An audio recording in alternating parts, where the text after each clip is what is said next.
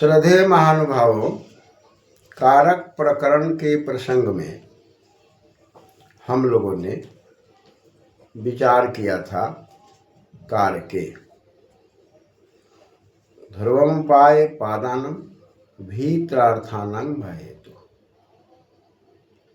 क्रिया को बनाने वाला कारक है, नीचे से अलग होने में अपादान कारक है। लेकिन यहाँ आगे वाले सूत्र में हम लोगों ने देखा कि भी अर्थ की धातु हो या त्रा अर्थ की धातु हो और उसमें कई धातुएं हो, भय के अर्थ में और रक्षा के अर्थ में, और भय का कोई कारण दिखाई पड़ रहा है, तो वहां भी अपादान की बात आ रही है। हम लोगों ने देखा बिरकात विभेति, वृक्ष से भेड़िया से डरता है, डरने का कारण भेड़िया है। लेकिन कारण के साथ साथ धातु का प्रयोग भी आवश्यक है। तो यहाँ विभेति का प्रयोग जो क्रिया के रूप में है, ये भी भाई ये धातु है। तो इस धातु से जो क्रिया का प्रयोग किया जा रहा है, यदि विभेति क्रिया का प्रयोग नहीं है तब अपादान कारक नहीं होगा। यानी कि दो शर्त है, भय का कारण भी हो और विभेति क्रिया का प्रयोग भी हो, उद्विजति क्रिया का प्रयोग भी हो, रक्षति क्रिया का प्रयोग भी हो। इसी प्रसंग में आगे सूत्र है प्राजेर सोढ़। इसको यदि हम पदच्छेद करें, प्राजे असोढ़, सूत्र में र दिखाई पड़ रहा है, पदच्छेद करने पर विसर्ग दिखाई पड़ रहा है।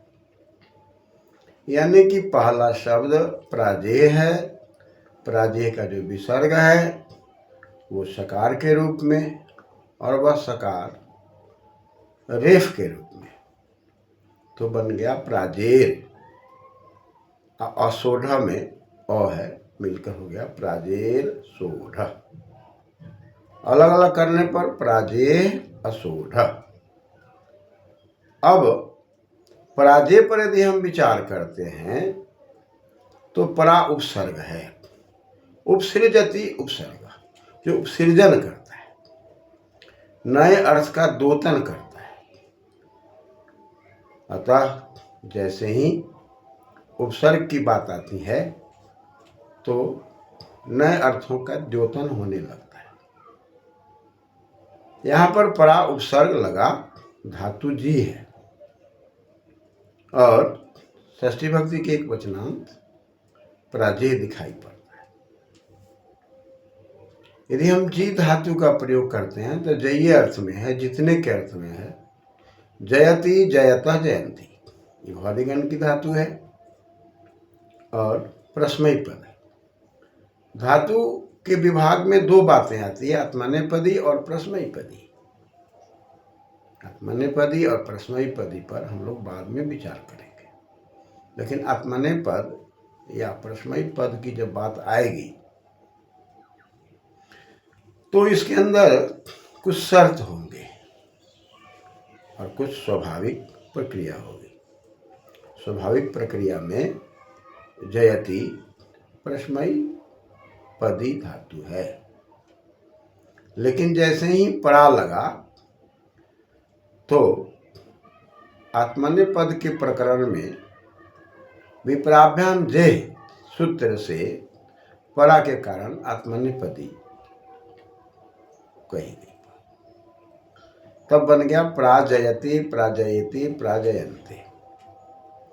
अब इस क्रिया का प्रयोग यदि कहीं भी दिखाई पड़ेगा तो इसके साथ दूसरा शर्त देखना होगा।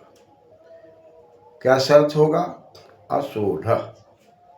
असोढ़ में क्या है? न सोढ़ असोढ़, नैये समास है। अब सोढ़ा पर विचार करें, सहमर्षणे धातु है। सहमर्षणे धातु से शब्द बनाया जा रहा है सोढ़। इसमें अक्ता प्रत्यय है और सहो वहो रोध वर्णस्य सूत्र से सह के अवर्ण को ओ हो रहा है तो बन गया सो, और होठ से हकार को ढकार होके सोढ़ और अक्ता का त बंच करके सोढ़ त। होठ में हकार को ढकार हो रहा है, मतलब ढ के कारण अष्टुनाष्टु सूत्र से सकार और टवर का योग हो रहा है, अतः ढ है, इसलिए वहां भी त का ढ होके बन गया सोढ़ा ढ। ढोढे पर सूत्र कहता है कि ढकार के पर रहते एक ढकार का लोप हो जाएगा, तो एक का लोप होने से बन गया सोढ़। नैये समास किए तो असोढ़। सहमर्षणे धातु है, इसका मतलब सहन करना। कोई भी कार्य में सहन करने की शक्ति यदि है तो सोढ़ है, और नहीं सहन करने की शक्ति है तो असोढ़ है।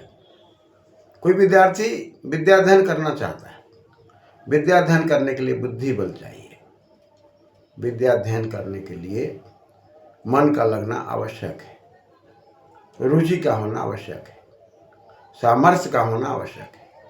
यदि सामर्थ्य नहीं है, सामर्थ्य का अभाव हो रहा है, तब वह उस कार्य से वंचित रहना चाहेगा, उस कार्य से अलग होना चाहेगा और उस कार्य को सहन नहीं कर पाएगा। ऐसी अवस्था जब होगी तब कह रहा है कि भाई अपादान कारक की बात आएगी। अपादान कारक तो ऊपर से आ ही रहा है, यहाँ धातु के क्रिया के प्रयोग में बार बार अपादान कारक होने में विचार यह करना है कि कोई कार्य दुर्धर्ष है, वह सहन नहीं कर पा रहा है, उस भार को नहीं उठा पा रहा है, उस कार्य के करने में सामर्थ्यता नहीं है। तो सामर्थ्यता न होना भी निश्चितता है, अतः ध्रुवम पाय पादम से ध्रुवता है, लेकिन प्रयोग क्या है? पराजयते। किससे पराजयते भाई? तो अध्ययन से। तो अध्ययन क्या है?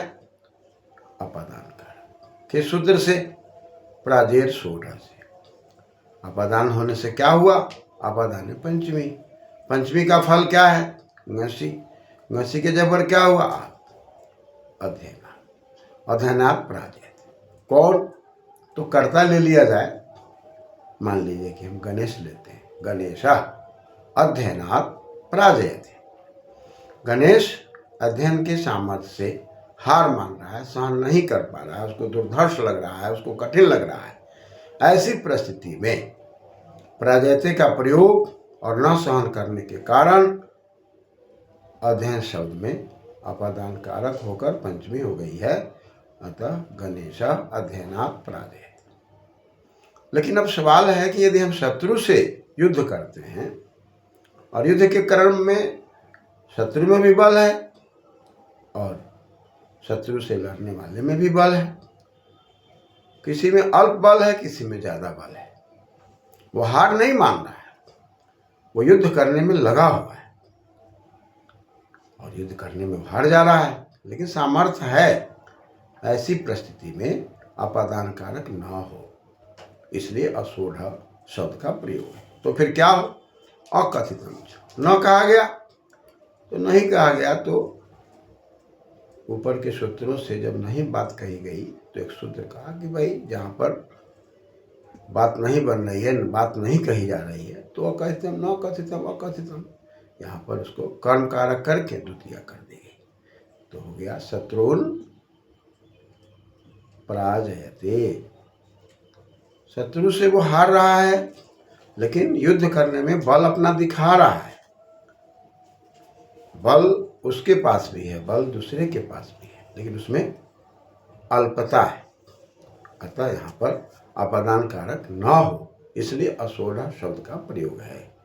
अतः यहाँ हो जाएगा शत्रुन पराजयते। इस प्रकार से इस सूत्र के अंदर स्पष्ट हो गया कि प्रापूर्वक जी धातु के प्रयोग में न सुखने के अर्थ में अपादान कारक होगा। गणेशः अध्ययनात् पराजयते, लेकिन सक रहा है, लेकिन अल्प बल है, तब वहां पर अकथितम च सूत्र से द्वितीय होकर शत्रुन पराजयते क्रमशः।